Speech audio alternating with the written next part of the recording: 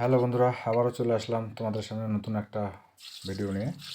আর আজকের ভিডিওটা খুব সহজ, মানে কত কম সময়ের মধ্যে ডিম কারি রান্না করা যায় সেই প্রসেসে আমি দেখাবো তোমাদেরকে। আমি আগে থেকে ডিমগুলোকে বয়েল করে রেখেছি, আর এখন সেগুলোকে নুন হলুদ দিয়ে বেশ সুন্দর করে ভেজে নিচ্ছি। আর তারপর ফোড়ন হিসেবে তেজপাতা আর জিরা, এবার কাঁচা লঙ্কা দিয়ে দিলাম। দিয়ে এগুলো একটু ভাজা হয়ে গেলে পেঁয়াজ কুচো দিতে হবে। দেওয়ার পরে আমার যেহেতু তেল কড়াইয়ে কমে গেছে, তাই একটু তেল দিয়ে দিলাম। দেওয়ার পরে রসুন কোয়া আর এখানে কুচো করা কিছু আদা দিচ্ছি।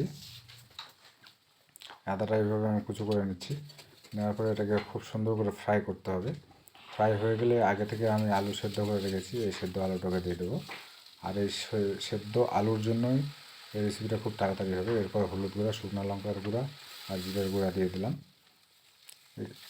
সঙ্গে দিয়ে দিলাম গোটা কতক টমেটোর টুকরো, তারপর পরিমাণ মতো নুন দিয়ে দিলাম। দিয়ে উপর থেকে একটু ধনেপাতা ছড়িয়ে দিলাম। দিয়ে এটাকে ভালো করে একটু ফ্রাই করে নিয়ে দিয়ে দিতে হবে ডিমগুলোকে। আর এই ডিমগুলো দেওয়ার পরে এখানে এবার জল অ্যাড করতে হবে।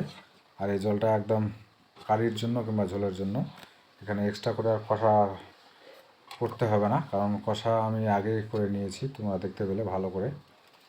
আর এই জন্যই তরকারিটা খুব তাড়াতাড়ি হয়ে যাবে। আর নামানোর আগে অবশ্যই একটা এলাচ থেতো করে নিয়ে দিতে হবে, দিলে আমাদের তৈরি হয়ে যাবে অল্প সময়ের মধ্যে ডিম কারি।